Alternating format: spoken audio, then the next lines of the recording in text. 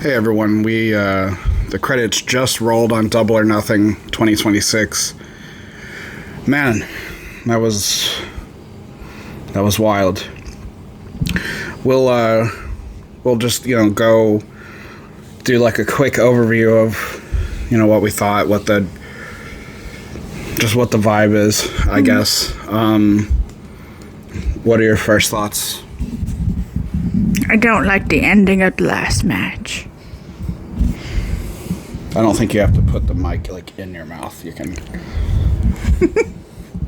What do you mean? Which one? What do you mean? I didn't want Darby Allin To lose. to lose. Okay. Because MJF is an asshole. Yeah, okay. And that's about it. That's true. He's already had his turn. These turns, like Kevin Knight coming out and just jumping on Darby at the end. Yeah, I feel like that's a very interesting long-term storytelling because Speedball Mike Bailey has been best buds with Kevin Knight. I mean, they have a tag team, Jet Speed, and they actually travel together. And so they're actual BFFs. Mm-hmm. And this will be interesting to see what Mike Bailey's response is, because recently he has been kind of having that look of, hey bro, I support you, but I also would to win it. So as much as Mike Bailey has been there for Kevin Knight and vice versa, I feel like there's a small hint of always the bridesmaid and never the bride kind of thing. So it could that'll be very interesting, because one of two things happens. Either A, Mike Bailey just tells he's bro, what are you doing? We're done. Or do they try to have Kevin Knight convince Mike Bailey to be on his team? Are they gonna be able to do a Mike Bailey heel turn? It's not likely, but considering how integrated they are, I mean, there could be something like that. And then I still think the best match was Okada and Takeshita. Yeah, that was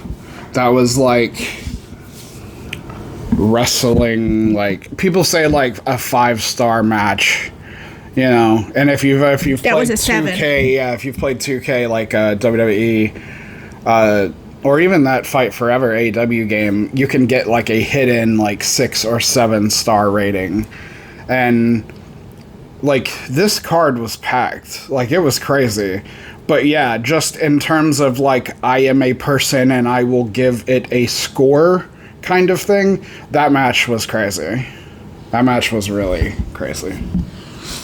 I want to see. I like the outcome too. I'm glad Takeshita won. Oh yeah. That will make a very interesting long-term storytelling with Don Callis, because he seems to think Takeshita is still his employee, but he's been turning face for a while now. Yeah, and I mean, they literally, they were about to turn to him and be oh, surprise, bitch, but then, didn't someone come out? Kyle Fletcher came out. Oh, right. And then he's oh, yay, friend, and he's no. Man, there were some top 10 anime betrayals tonight, huh? Mm-hmm. Damn, dude. Oh, and then I guess the second best, or tied for first, is Stadium Stampede.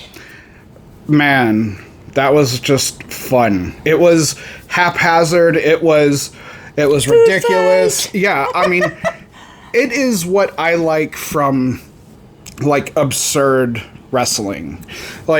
This is how to do it. I don't like when we get to the Rizzler levels of stupid, but I like when you keep it within I don't know, he's a 10-year-old kid that does this and stuns people, Where in Stampede, Andrade, as always, finds his women But Oh one my of the women God. is Luchasaurus with a big old blonde wig, and he goes, ooh.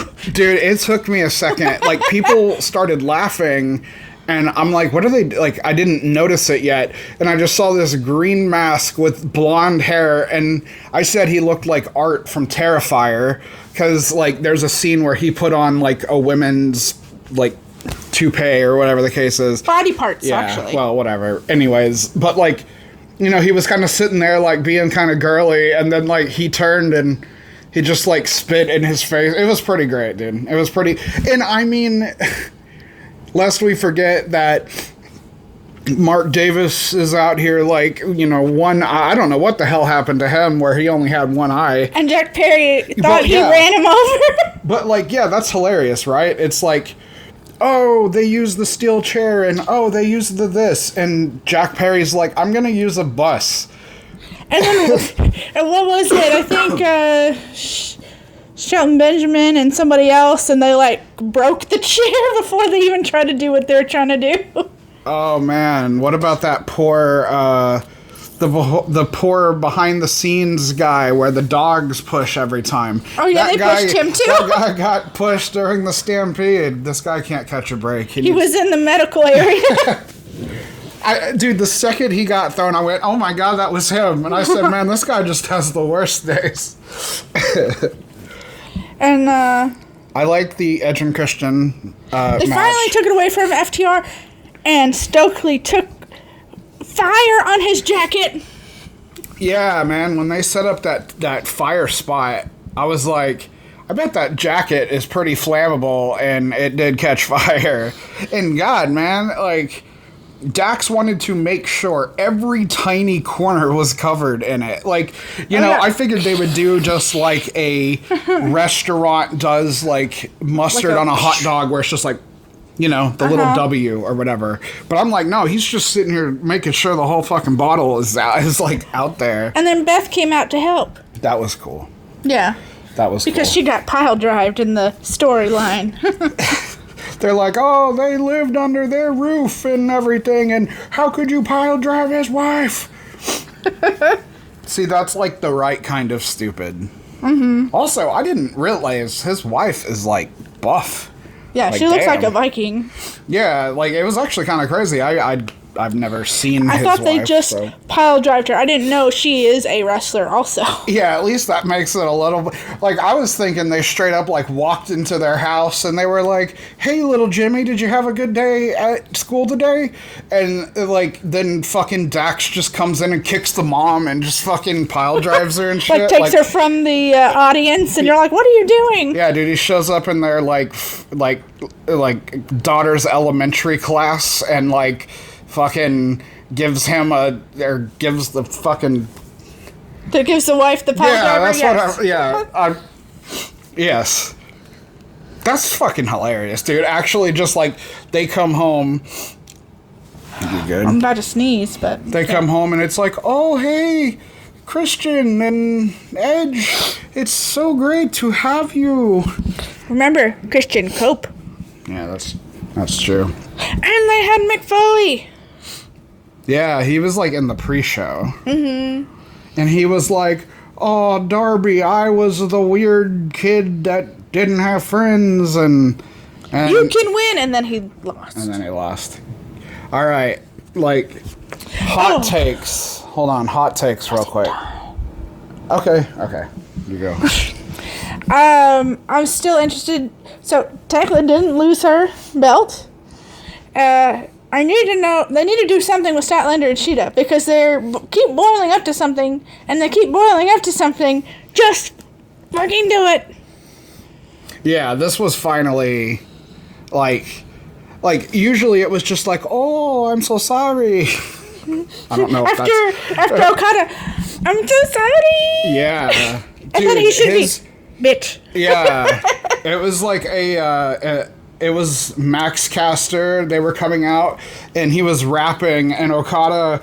It goes to Okada and goes, "Oh, I'm so sorry. I pressed the wrong button." He goes, "Oh, Oh bitch." no, bitch. He's so good. He got probably the biggest pop. Out of That's actually everybody. crazy. Yeah, like I mean, we're talking like Darby. We're talking. I mean, like. The only thing that came close was probably Jericho and them. And I mean, Osprey got a pretty good one. Yeah. But yeah, dude, In terms of what came close, Osprey was probably third in those three. Yeah. And dude. that doesn't mean anything bad because they were all huge. New York was like awesome. South Carolina, what are you doing as an audience?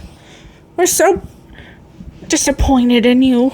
Oh yeah, we were watching one and like the audience was like, yay. And they had a sign for Statlander like saying like the aliens want their outfits back or something stupid, and you're like, oh no, it was Mortal Kombat, and you're like, hi, that's rude. Yeah, I don't know. I'm still thinking of Dax pile driving his wife. That just is hilarious. That's also a funny sentence I just said. Dax pile drive your wife. Nice. He can say, fucked your mom. Yeah. Ah. Dude. He got his watch back too. Yeah. He got his watch back. I didn't know they were gonna long-term story tell that shit because I kept being like, dude, he still has his watch. Mm-hmm. And I was like, knowing his character, he'd be like, dude, I want my watch back. And the fact that they never brought it up, I'm like, okay, this has to actually be leading to something. Because then Stokely used the watch as like an MJF ring, which was just hilarious. But then he lit that dude on fire and got his watch back. And Cape and Coj. Cape and Coj. Coj and... No, Cope and Cage. I have really bad dyslexia. Cope and Cage. Uh-huh. Oh yeah, they get to... Well, see, like, but... Yeah. Okay. Oh yeah, they get to be a tag title people. Oh yeah, they finally took it away from FTR. Yeah. This had their, like, it was like a retirement match or whatever if they lost. And I was like, no, there's no way. Like, you just can't. Dude, if you want to talk about interesting spots, how about Christian Cage and Adam Copeland? Yes. I'm just going to call him Christian and Edge because I fucking grew up like that. So Christian, he gets the, like, pliers, and he goes to Mark Davis's Winky, dude, and he... Wheeler. What did I say? Mark Davis? Oh, he's the Don Callis family. Yes. Mark Davis and Cash Wheeler. Cash Wheeler Dax. Cash and Dax are FTR. Yeah. Dax Prescott is like an actor, right? Dax Prescott. Isn't that the guy who like... is that Cowboy? He's in like Idiocracy, right? Dax Prescott? Oh, wait. No, that is... No, that's Dax Shepard. Dak Prescott is a quarterback. Yes, I said the Cowboy. Oh, I don't know where that was. Okay. Anyways. Yeah. Yeah, so we had the solos. Oh, yeah, well, we didn't explain the thing. team. He grabbed his Winky. Oh, yeah? And so he went into Dax's, like... nose and was, like, pulling it. Pulling nose hairs or something? And then, yeah, he goes over to him and, like... He's like... Dude, he, like, lifts him up. Like, it was actually hilarious. And, I mean, what can you say? It was hilarious. Christian is, like, always hilarious.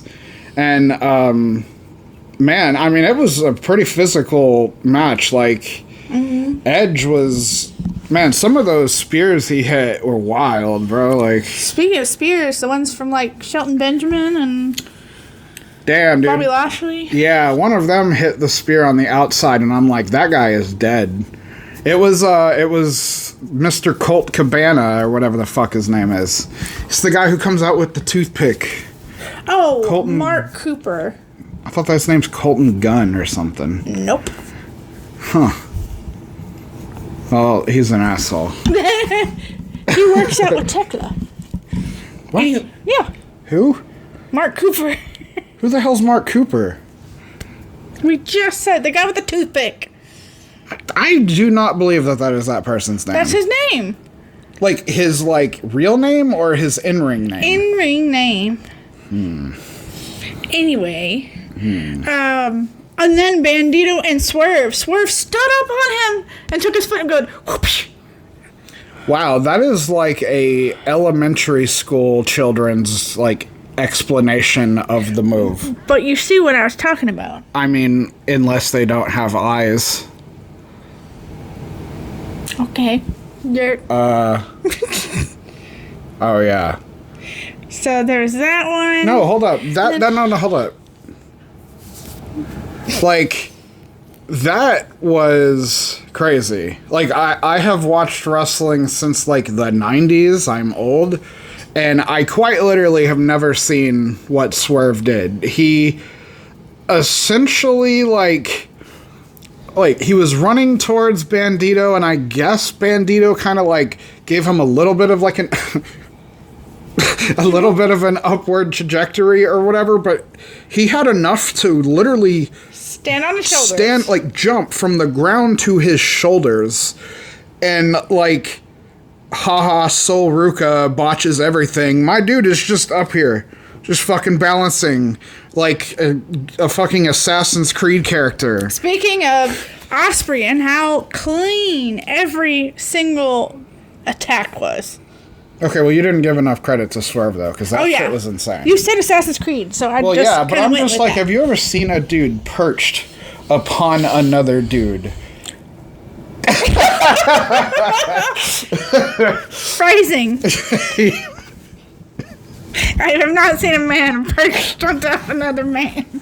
Oh, when the Death Riders match, he said that he had been rolling around with Marina a bunch. Oh. And I was like... uh-oh, better not let their wives know they've been rolling around on each other. Wife and husband? Not their wives. How do you know? How you know? But how you know? Okay. We got Osprey and Samoa Joe. Hold on, let's actually just go back in order for a second. Let's start at the front. So it was the I Quit match. Mm-hmm. Okay. I don't know order, so I'm just trying. I'm saying order of the order that it... I don't remember exactly what went where. Okay. But yes. Okay, starting with that one. Starting with that one. Uh-huh. Yes, match one. That was match one. Mm-hmm. What would you get? What would you give it? Out of 5 stars, and you can do like a quarter and a...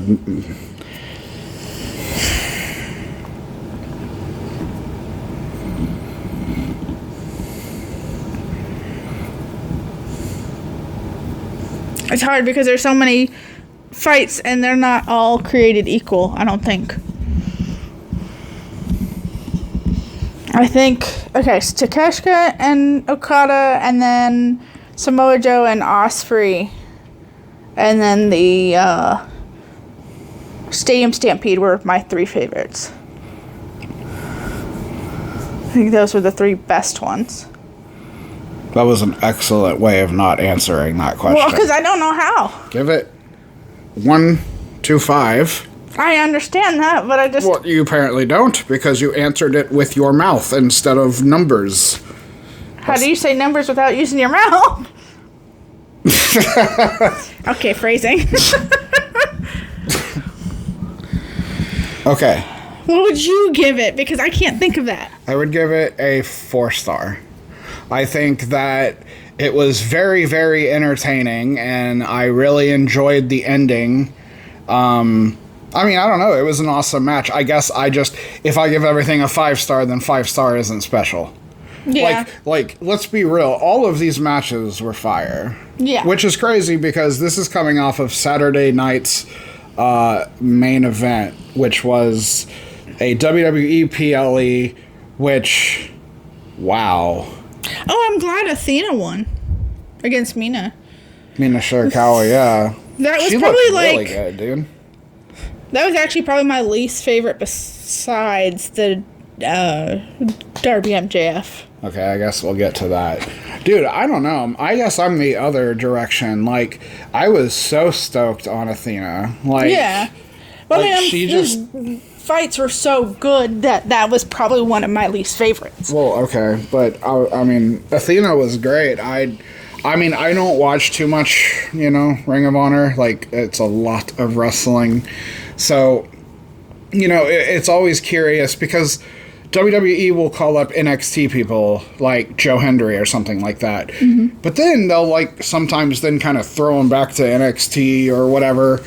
And so you never know like when a ROH person is like in a like expensive pay-per-view. So we had Athena? But Bandito was from ROH, and then Athena was from ROH. And they're both belt holders for men's and women's of ROH. Yeah. So, like, they got to prove that they are on, like, main all roster. Elite yeah, level. All elite, yeah.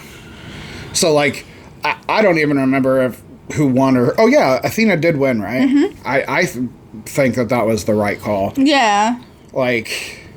They had Mina, and they mentioned Timeless Tony. And then during the stadium stampede, out comes the butler with, is that regulation size status bracket? It was such a good little cameo. And yeah, dude, the commentary is just great. Like, it was Taz, it was, we got JR for, like, one match. That was pretty cool. I can tell he is sick, unfortunately. He has, well, this isn't very fun, but he has, like, pretty bad dementia.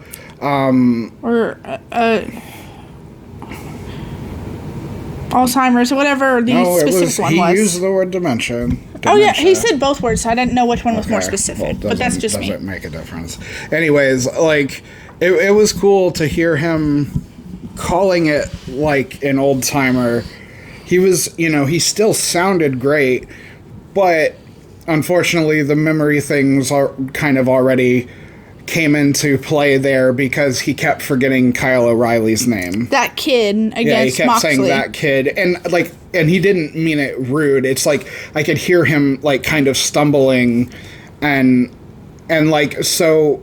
I think it's awesome that they let him do that, and I mean, it was great to hear him, but, like, it should probably be his like, last one before it gets, like, too embarrassing. And, like, not embarrassing in, like, a ha-ha way, but I just mean, like, embarrassing for himself to, because, like, if you have a stutter, you are embarrassed about your stutter, And so, please tell me that shit was not muted the whole fucking time. No, I haven't touched it. Oh, my God. You look down at it? Oh, no. I look down because my hand keeps going numb as I hold it. Bro. But, yes, it was awesome to see JR. I'm glad he only called one match because I could tell. Mm-hmm. I could definitely tell. I think it was awesome that Tony Khan let him do it. I mean, he sounded great besides the, not that really remembering people's names. And also, he would be very, like, super vague about a thing. He'd be like, oh, and Jon Moxley is thick. And so that means his hits are harder because he's thick. And I'm like... Like, he's giving, like, just vague generalities to a lot of the stuff. And so, I mean, like, dude, I'm a Texan, so good old JR Jim Ross, I mean, shit. Him and Stone Cold were, like, local heroes, That was kind of... I don't know. For me, personally, it kind of... You remember, like, when Dick Clark, they would keep bringing him out? Oh, yeah, that was rough. And it got to the point where you're like, please just let him stay home. Like, he had a stroke about 15 years ago. Yeah. Please, like... Yeah. I understand if he wants to. Yeah, and then I feel bad because it's like, well, if they really want to... I mean, what are you going to say? Who am I to say that? Yeah, I'm going to be like, oh, you have a handicap? No, you can't get a job? Like, that sounds like a real big prick thing to do. But if they're forcing him, I feel bad. Yeah. I don't, but yeah, that was just a 5-gun salute to thank you to JR. He was awesome, and I hope he just lives the rest of his hopefully long life in the comfort and just know how big of a legend he is. I mean, when you think of commentary, you think of a couple people. You think, from the long ago, from the way back. Like Before they were the Fed. We had Jerry Lawler and then JR. Those two were great. And then around like SmackDown, that's when Michael Cole and Taz started. And Taz is just the best, dude. His Botchamania is hilarious. And he even said, but I digress. And that's what Botchamania uses all the time, but I digress. And we didn't get to hear Taz sing, okay, that might be a headphone warning. You jackass. You don't go directly into the fucking thing. Yes. But yes, the Baltimore, But sounding like, Okay, that's the second. I'm gonna have to take this away from you. You do not use it like you I definitely did that. I apologize. Sorry if that was loud. Fuck. I'm the one talking about mic warnings, and I just pimp slapped the thing. Okay, well, Speaking of, I like where MVP, he used a stick and hit Ricochet, and everybody was a domino, and they fell down.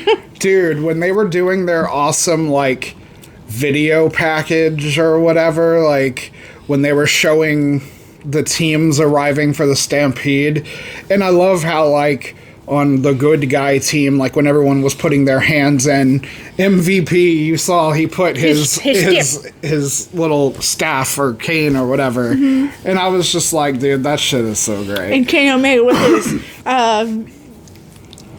cigar, and then he yeah, dude, it was hilarious. Like, everyone's looking all cool, and bam, and then it turns to Kenny, and he's in the door smoking a cigar, and he's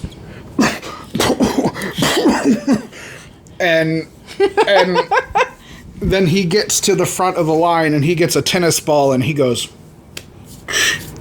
like Terminator or whatever. It was so funny. And then Taz proceeds to say, "That's why you don't inhale cigar smoke." He said it's a real bad thing, trust me. God, it's just so good. Taz is so good, dude. He's amazing. Okay, alright, let's get to the MJF thing. Because we have two very different opinions on this. Because Darby's been working his ass off. He's been fighting every single one. I know he said until the wheels fall off, you know, and like he literally had a gash on his head this time. He was passing out during the fight with Sammy Guevara because he tried to do the like sting, like squat thing, and he like passed out. And the sting squat. What is it called? No, I think it's called the sting squat. No, I don't think so. It's called the sting drop or something. Sting DDT. Sting Squat. The sting squat. Yeah, we'll call it that. But like, he was a likable guy because he was like, I'm gonna give everyone a chance, like not being a sneaky little bastard like MJF has been. Scorpion Stinger, that's what they call it. Scorpion Stinger, okay. So instead of MJF, who everybody who goes against him, they always get screwed over by his ring when the guy's not looking, or getting punched in the dick when no one's looking, you know, and that's why he wanted to give actual fights to people. He beat Tommaso, he beat Brody King, he beat Kevin Knight, he fought Mike Bailey. Was there any other ones that I'm forgetting? Sammy Guevara. 5? Was it 5 defenses? Pac. Oh, yes. Fairway to Hell. That was our first video. That shit was dope. And he jumped from that height again! Dude, this dude is just Jeff Hardy 2.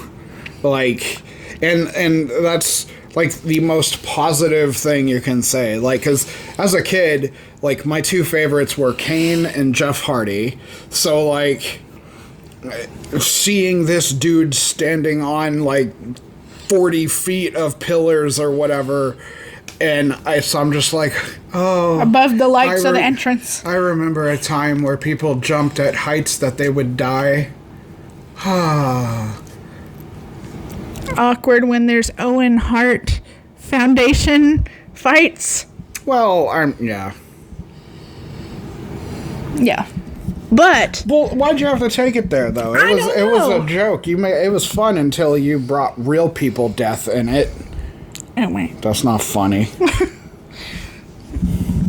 That's mean. Oh, I thought yeah. the TBS fight was going to be tonight, but I didn't know the wild card and Alex Well, Windsor We wasn't. didn't watch the pre-show. They would have talked about it when they showed the brackets, though. Well, I am saying we didn't watch the pre-show. So Yeah, we saw I the don't very know. end with they had the Rizzler and they had a Vita Coco guy dancing, which I will add to that. I was very mad because I tuned into the last part of the free part, which is free on YouTube and everything. And as soon as I start watching the pre-show, I'm seeing the Rizzler and I'm seeing a huge vitamin cocoa milk. What the fuck is it called? Like coconut milk? Vita Coco, like coconut water, I think. And they had one of Mascot. those jackasses walking around, and it reminds me of I Show Speed when he was dressed as a fucking Prime bottle. Ugh. Or in South Park, Cred. And so I was like, okay, Tony Khan, we've been doing good so far. The actual paid pay-per-views, there have been no ads. And so we were at the free part, and Yes, I was PLEs. and when we were at the free part, and I said, if this stupid vitamin guy is just there during this one segment, and they move on, and then when the real show happens, they stop with all that shit, and they did. Yeah. Very good. They had the Vita Coco on a couple of the turnbuckles. But it wasn't that's it. super. It Kinda was like an eye It was drink. black on white, and so it wasn't anything White on super black. dumb, colored to make everything off or something. But yeah, that's something I pay a lot of attention to because that's when WWE got really bad. They started showing their business side. Yeah, man. And I mean, shit. And then they do the show Unreal, where they just show how incompetent they are at their jobs. I mean, that's a bold move. I guess you said there was a wardrobe malfunction Yeah, Charlotte Flair showed her butt. again. Yes. This time I think it was a thong, which then showed her butt. Where Swerve and Bandito, when they were fighting, you could tell Bandito's bandana was falling a little bit, and so Swerve covered his face to help him pull the mask back up. Yeah, and I appreciate that they didn't go for the so unbelievably overdone, I'm going against a luchador, I'm going to try to remove the mask. That shit is so outplayed. So I'm glad And that dishonorable, really. And well, that's obviously the point. But I'm saying that shouldn't makes it feel be. worse. Well, that's the point. But I'm just saying it shouldn't be in every luchador fight. It seems like that's the only objective. And so it was cool to see a fight with someone who wears a luchador mask that No one tries to take it off. yeah, it was just a regular match. And I don't know. I just find that annoying because it's I think it was the trios with the dogs when Gabe Kidd, before he got hurt, that they were trying to take off Mystico's mask, but it was it's their character. They're they're the heels. shitty people. I just meant in the match. Every match would do that, where that was oh, that makes sense for the character. Yeah. It's just, and I mean, and it's a thing, and I totally get it, but it's in every luchador fight, it's that way. And so it was nice just to basically have two normal dudes just having a wrestling match. One just happens to be wearing a mask. Yeah. And they were way better than just normal people, but you know what I mean. Man, Bandito looked crazy. That match was insane. I mean, both people had really good spots. Like, I think it was like Dynamite Collision, and I've even heard that the ROH Supercard, they had a pretty good, like, promo. I jumped in to interrupt a fight or something, and, like, Bandito was able to lift up Swerve with one arm. yeah, and then he did that tonight, but not only that, he walked over to the rope, meaning he had to carry this man who is not small with one hand and then toss him over. I mean, that's a pretty gangster move. Like, he didn't win, but it's one of those, we all won in the end, son. Like, you just saw the athleticism and artistry of what they're able to do. Artistry. Artistry. Okay, well, I will do the MJF thing for me. And this is where my heel turn happens. Because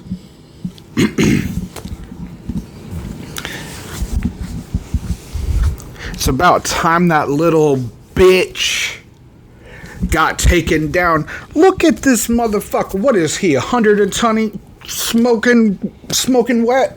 Smoking wet? Yeah, it ain't dripping wet, it's smoking wet. He's small. Phrasing. He's small. Phrasing. But, like, well, he hold was on. able to hold do on. shit hold because on. he's small. He is like 120 pounds, and the move he knows how to do is this.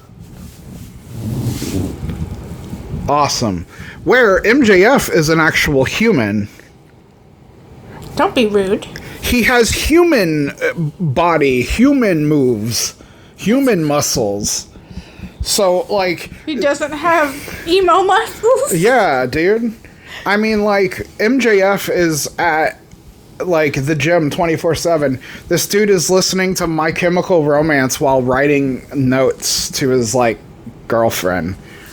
What he... No, goes no, out and so what I'm gonna say is that it's good that the belt is finally on a fucking man, and that we can go back to our regular scheduled program. Now we don't have to come up with a stupid reason as to why Darby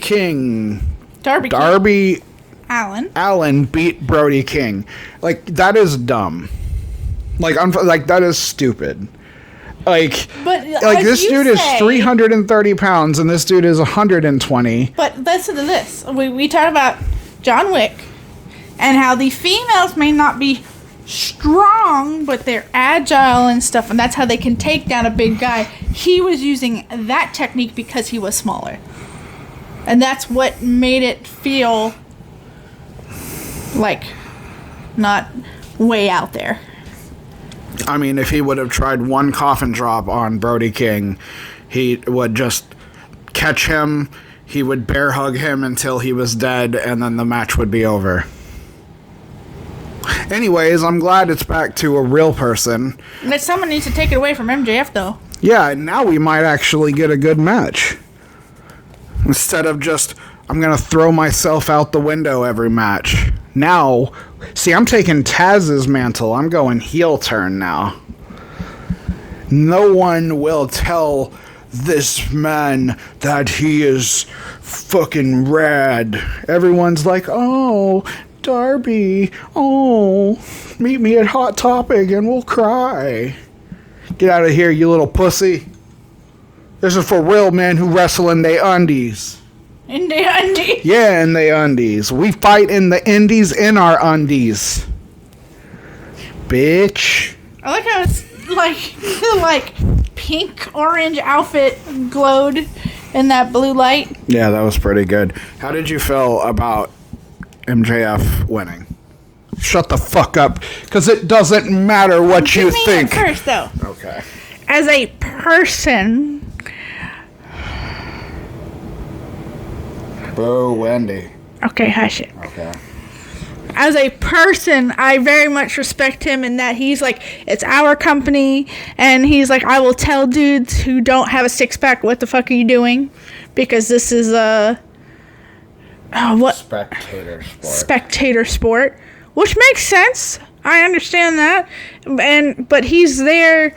He did the good guy thing to help Darby go over. You know, like he did the proper thing, rolled off the mat so he could have his moment and do all that stuff. So he is a good team player and he's a good guy to have for the company. As this character, though, he needs to lose it again. They said, oh, he was terrible the first 2 rounds. I don't want to see what he's like on his third championship round. Man. Ooh. Now that the title's back with, like, a real, like, children have went away, now real men have titles. And so now we're going to get Kenny Omega MJF too. We're going to get Swerve in MJF. Can you imagine if Swerve went against little Darby Derpy Allin, bro? He would get halfway in the ring and he would eat his asshole in one bite. I mean, game over, man. But yeah, Darby sucks. I hate them. He's stupid. Like, okay, look, I know wrestling is fake. Like, I get that. I know it's scripted and everything like that. But come on, you gotta give me something to grasp on here, bro. Like, I am having a really hard time being like, oh, he totally beat Brody King. That is one of the dumbest things I've ever heard in my life. Like, the amount of weight he is could barely keep him on the ground. You're telling me he had enough weight to keep him down for a 3 count? Brother. They gave him his moment, and now go back to the end of the line, you fucking bum. That's rude. I know. But you don't care. I don't give a fuck. Go back to Hot Topic, pussy. Just kidding. I actually really like Darby Allin. When he's a fucking waiter. He doesn't go to catering like Royce Keys does when he left being Powerhouse Dobbs. Powerhouse Dobbs. What was his name again? I believe it was Powerhouse Hobbs. But in WWE, he has quickly gotten a new name. Powerhouse Jobs. Royce can't find my car keys. Bro. That's why he's stuck there. Triple H, like, gets all of the AE talent and then, like, doesn't know what to do with them and then just, like, fires them in a year. Fuck you, Aleister Black. Like, what a bitch, dude. And people were like, oh, Jade Cargill sucks. Well, she shouldn't have left AEW. Yeah, Jade left and was like, I don't get enough fighting. Bitch. Motherfucking bitch. What are you talking about? Tekla, would you leave? And she said, it's not greener on the other side. I'm in a flower garden. Yes, I like that. Cool. That was a very cool quote. They, you know, because she's like, yeah, there's people that have used our platform as a jumping off point for their career, but it's like, I think a lot of people are finding out that the grass is not always greener, and she's like, why would I be looking for grass when I'm already in, like, a flower garden? Mm-hmm. And I'm like, wow, that's like deep, bro. I liked her makeup tonight. Yeah, Tekla's always cool. Her makeup, I mean, it's little sparkles. They're pretty. That was a pretty good match. Which one?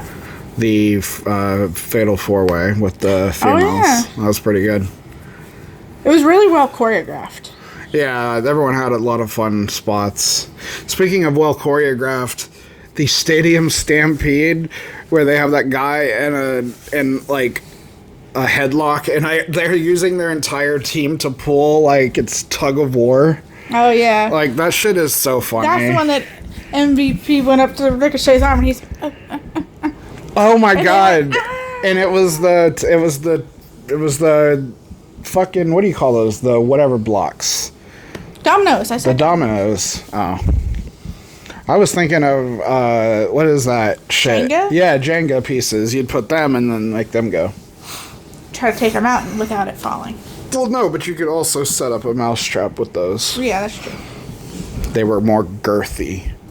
because it had a lot of wood. Let's see, 45 minutes of a review, and I think most of it has been... I think we covered, like, pretty much everything. How does it feel to know that Darby is a loser? As I was going to say, was the only other one we hadn't talked about was the Moxley Kyle O'Reilly. Okay, but I do want to know your opinion on that guy losing. I didn't like it. He didn't deserve to lose to MJF. MJF deserved to be bald. I have heard some rhetorical statements to what you've said. What's that? I believe it was you're wrong and dumb. No. Okay. All right. Well, we have to turn this off. This is so. We like it literally just ended, and I was like, man, I want to do like we just got done impressions video. That's why it's like really bad choreographed. I don't know. But we're talking about everything. This is kind of our flow of talking, how it's kind of been. Our flow of talking is the stoner remembers a thing. We talk about that. Well, then I'm going to forget another thing, and then we talk about that. I'm talking about Jim Ross's terrible memory. Bruh. I might be calling you Mark soon, you know.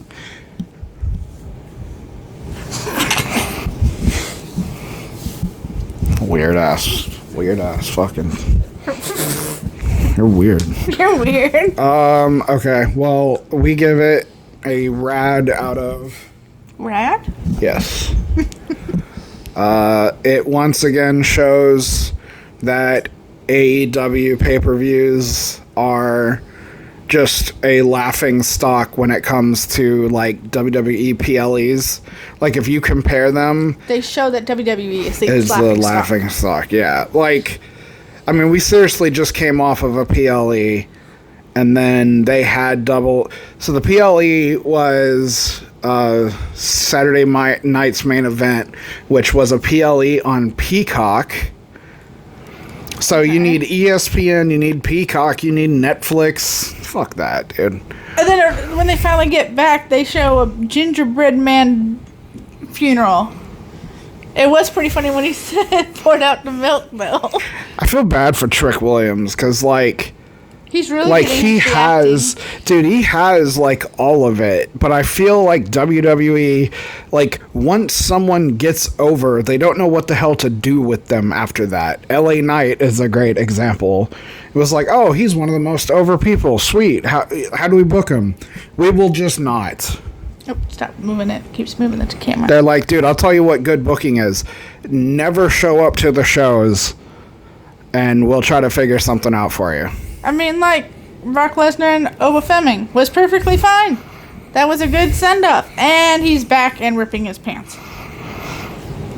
Timu pants. Man, I have a dead soul that feels nothing. And I actually had a 0.01% of, oh man, that hit me in the feels when Brock Lesnar left his... like sneakers and stuff, and then to be told like a couple weeks later, actually JK LOL, and I was like, okay, I will never trust this company with anything ever again. Like, I'm surprised it took you that long. Well, I mean, I already hadn't been watching the product for over 10 years. And the only way I was keeping up with it legitimately was through, like, other people's YouTube videos. And I can't even watch those anymore because, like... We watched Bobby Monsoon, and he looks like he's about to kill himself. Yeah, Bobby, you helped me get through the dark times. But look at how excited he was when you saw him in his seat at Double or Nothing. We saw that, Bobby. If you watch this, we saw you there, bro. And every time they panned out the shot, I kept being like, oh, dude, our boy Bobby's right over there. Hopefully Swerve didn't get you, bro. Are you good? You need us to call an ambulance? But yeah, I mean, like, so now, unfortunately, like, I'm not really watching his WWE stuff because I just don't give a fuck, even to the point of hearing it through another person. Like, it has gotten so laughable that, like, I'm embarrassed to say I watch it. Like you hear about Soul Ruka with the Soul Catcher again. Maybe just don't do that move. Maybe put that one in.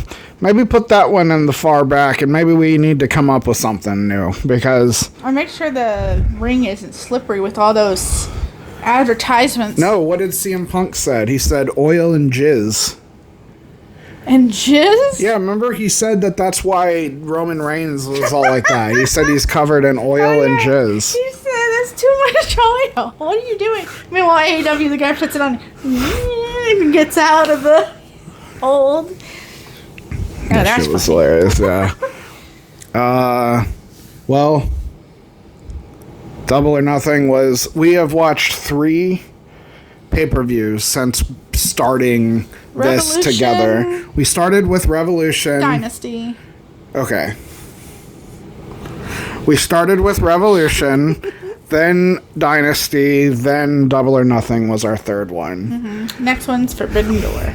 Okay, so for me personally, Dynasty was like, or Revolution was the thing that got me back into it. Like, I had kind of been following it at the beginning of this year, but that was the first time I bought a wrestling pay-per-view since, like, you had to call up HBO in the 90s or whatever. So, like, me paying, like, $40 for a pay-per-view was, like, unheard of. But we decided to take the plunge, and, like, we both just, like... We both were just like, man, this is crazy. And Adam Page hasn't been back since. Yeah. Man, those were crazy spots. My boy got a syringe poked through his cheek. Shit's brutal, man. And then Dynasty was just a letdown for me because I didn't like any of the outcomes. Yeah, like, so for me, it was Revolution was a banger. Dynasty was... I think Dynasty was fine. I don't recall too much that happened. I feel like the matches were fine, but I don't know. It was like where Ospreay still has having that neck issues, but he had to have his arc. Mm-hmm. And then Kenny had like a pretty serious fight with MJF, and so you were worried about his stomach. So it's kind of like that. The Canadians, all the Canadians. Oh yeah, Chris Jericho lost to Ricochet. That was one of the first times, and then he continued to beat his ass to the point where they trademarked a shirt. And then they came up with this fight eventually. Yeah, we haven't even remotely touched on the Stadium Stampede. That'll probably have to be its own thing, but. I mean, this shit was hilarious because, okay, let's be real. We are, new fans. So when they said the word Stadium Stampede, I, along with her, had no idea what the hell that even meant. Like, in the AEW game, like, on one of the cutscenes is, like, they seem to be in, like, a football field or something, and... You see, like, Adam Page riding a horse through it. I have literally no idea. But, everyone comes out in, like, a weird, like, suit and tie. Ricochet came out in, like, baseball gear. And then they just kind of started fighting. Naruto cloud on it. Yeah, and then everyone just started fighting. And then, so I'm like, okay, so wait, what's the rules here? Like... It's that there are no rules, and you can go into the back... area. Yeah. We used to call them hardcore matches. But hardcore matches, it was a falls anywhere.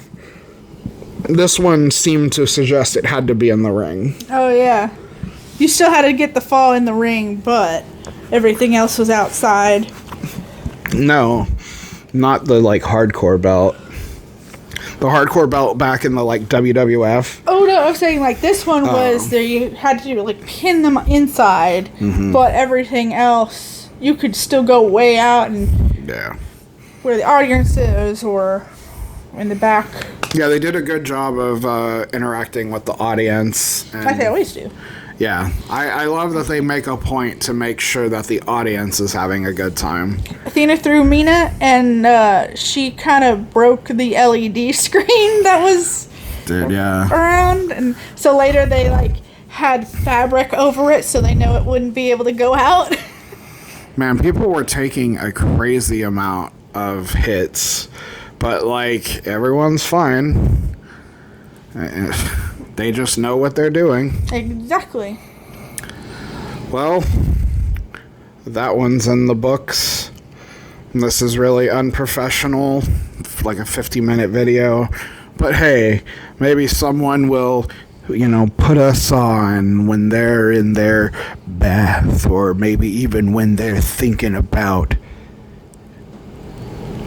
other stuff. Okay, don't be weird. Yeah. This is my audible chocolate. Get that audible chocolate on the airwaves. All right, it was rad, and we hope you guys have a good night. Peace.